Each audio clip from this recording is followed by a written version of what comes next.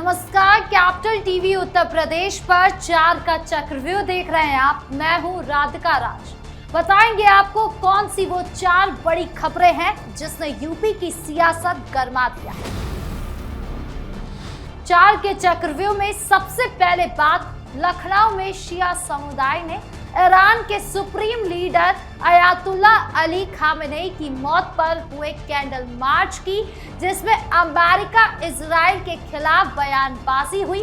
तो क्या है पूरा मामला, कैसे गहराया शोक, बताएंगे आपको। दूसरी तरफ अभिमुक्तेश्वरानंद का समर्थन करने पर फलहारी महाराज को जान की धमकी मिली है, जिसके बाद फलहारी महाराज ने सीएम योगी को पत्र लिखकर सुरक्षा मांगी। तो क्यों मची तनाव की लहर और क्या है धमकी के पीछे का पूरा राज, बताएंगे आपको। अब बात आगरा के अवैध मनतांतरण मामले की, जहां पर विदेशी सरगना दाऊद अहमद के खिलाफ बड़ा एक्शन हुआ, जहां रेड कॉर्नर नोटिस की तैयारी और संपत्ति कुर्क करने का फैसला हुआ है। तो कैसे चला ये नेटवर्क, पुलिस ने कैसे कसा शिकंजा, पूरी डिटेल्स बताएंगे आपको। 4 के चक्रव्यूह के आखिरी में बात गाजियाबाद लोनी में यूट्यूबर सलीम की, जिस पर हमला करने वाला जीशान एनकाउंटर में ढेर हुआ। तो कैसे पकड़ा गया ये अपराधी और ये घटना यूपी पुलिस की निष्पक्ष कार्रवाई का कितना बड़ा उदाहरण है, बताएंगे आपको। तो चलिए बिना किसी देरी के शुरू करते हैं 4 का चक्रव्यूह। 4 के चक्रव्यूह में सबसे पहले बात लखनऊ में शिया समुदाय द्वारा निकाले गए कैंडल मार्च की। ईरान के supreme leader Ayatollah Syed Ali Khamenei की अमेरिका इजराइल के हमले में हुई शहादत ने पूरे विश्व के शिया समुदाय को झकझोर दिया। लखनऊ के छोटा इमामबाड़ा में बड़ी संख्या में शिया समुदाय के लोग जमा हुए, कैंडल जलाकर श्रद्धांजलि दी और अमेरिका इजराइल पर कायरतापूर्ण कार्रवाई का आरोप लगाया। मौलाना सैयद कल्बे जवाद ने कैंडल मार्च के दौरान साफ कहा कि अमेरिका और इजराइल ने जिस कायरता से हमारे लीडर अयातुल्ला अली खामेनेई को शहीद किया है, एक तरफ बातें चल रही थी और दूसरी तरफ हमला कर दिया। उनकी शहादत से युद्ध खत्म नहीं होगा बल्कि और बढ़ जाएगा। पहले 2 देश लड़ रहे थे, अब 7 देशों पर हमले हो रहे हैं। ईरान के लोग कभी झुके नहीं हैं और ना झुकेंगे। इजराइल और अमेरिका दोनों की हार होगी। उन्होंने ये भी कहा कि खामेनेई बंकर में छिपे हुए थे और ये खबरें झूठी हैं। वो सामान्य रूप से अपना काम कर रहे थे और उसी दौरान हमला हुआ। उनके साथ कई उलेमा भी शहीद हो गए। ये सिर्फ लखनऊ तक नहीं रुका, गोरखपुर में मौलाना शहाबुद्दीन रजवी ने भी गहरा दुख जताया। उन्होंने कहा, मौलाना अयातुल्ला सैयद अली खामेनेई की शहादत की खबर बड़े दुख और अफसोस की है। यह सिर्फ ईरान के लोगों के लिए नहीं बल्कि पूरे उम्मते इस्लामियों के लिए नुकसानदेह है।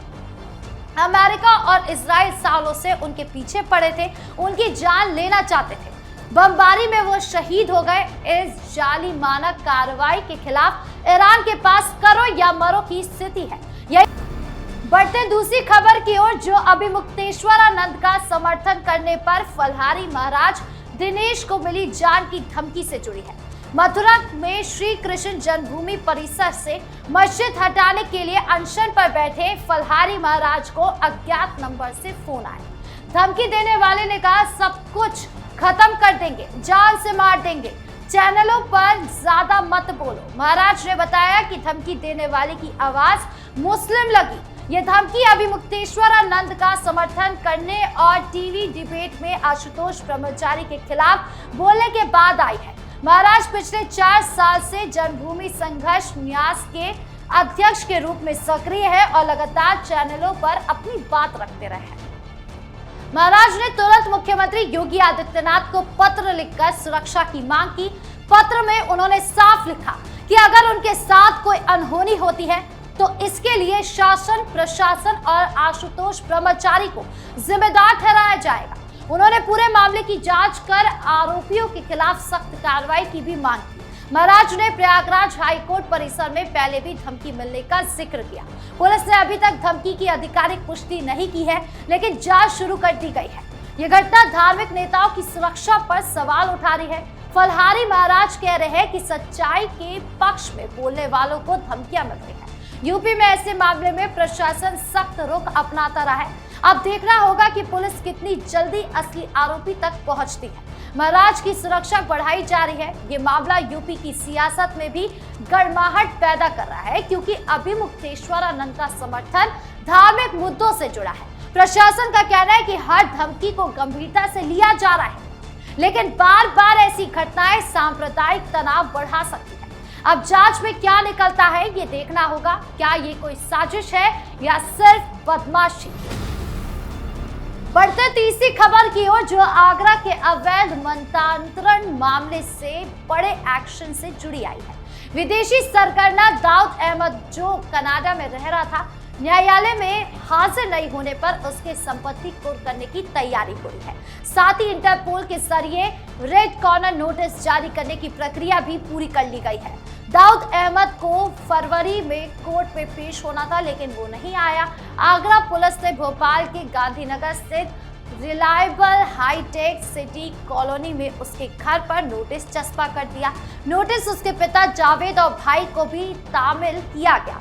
कॉलोनी में मुनादी भी कार्रवाई की गई। ये गिरोह बीते साल पकड़ा गया था। सदर थाने से 24 मार्च को गायब हुई 2 बेटियां को 18 जुलाई को कोलकाता के मुस्लिम बाहुल्य तपस्या इलाके से बरामद किया गया। गिरोह का मुख्य सरगना दिल्ली के मुस्तफाबाद का अब्दुल रहमान उर्फ महेंद्र पाल सिंह है। मौलाना कलीम सिद्दीकी के जेल जाने के बाद कमाल अब्दुल रहमान के साथ में आई। गिरोह में गोवा की आयशा उर्फ एसपी कृष्णा, शाहगंज के रहमान कुरैशी, हसन अली उर्फ शेखर राय और मोहम्मद अली उर्फ पीयूष पवार जैसे 14 आरोपित शामिल थे। सभी जेल में है। पुलिस अब दाऊद अहमद को कनाडा से भारत लाने के लिए रेड कॉर्नर नोटिस का इंतजार कर रही है। ये बड़ा एक्शन अवैध मनतांतरण की गतिविधियों पर यूपी पुलिस का सख्त रुख दिखाता है। आगरा पुलिस की टीम लगातार संपत्ति कुर्क करने की प्रक्रिया में जुटी है। अगर दाऊद नहीं आया तो उसकी सारी संपत्ति जब्त कर ली जाएगी। ये मामला दिखाता है कि कानून से कोई भी बच नहीं सकता, चाहे वो विदेश में छिपा हो। यूपी में ऐसे गिरोह पर लगातार कार्रवाई हो रही है। प्रशासन का कहना है कि धर्मांतरण के नाम पर किसी भी तरह की जबरदस्ती बर्दाश्त नहीं की जाएगी। अब देखना होगा कि रेड कॉर्नर नोटिस के बाद क्या होता है। ये घटना यूपी की सख्ती का उदाहरण है। 4 के चक्रव्यूह के आखिरी में बात गाजियाबाद लोनी में यूट्यूबर सलीम वास्तविक पर हमला करने वाले जीशान की, जो एनकाउंटर में ढेर हो गया। 26 फरवरी को अली गार्डन में यूट्यूबर सलीम के गले पर चाकू से हमला किया गया था। जीशान ही वो अपराधी था जिसने पेपर कटर से हमला किया। वो 1 लाख रुपए के इनामी अपराधी था। लोनी पुलिस स्टेशन क्षेत्र में रविवार देर शाम पुलिस को सूचना मिली कि जीशान और उसके साथी कोई नई वारदात करने वाले हैं। एडीसीपी क्राइम पीयूष सिंह की टीम और स्वाट टीम ने घेराबंदी कर दी। संदिग्ध बाइक देखकर रोका तो अपराधी भागने लगे। बाइक फिसली और उन्होंने पुलिस पर फायरिंग शुरू कर दी। जवाबी फायरिंग में जीशान घायल हुआ और अस्पताल में उसकी मौत हो गई। उसके साथी अंधेरे का फायदा उठाकर भाग निकले। पुलिस ने इटली मेड पिस्टल, 14 कारतूस, बाइक और वही पेपर कटर बरामद किया जिससे सलीम पर हमला हुआ था।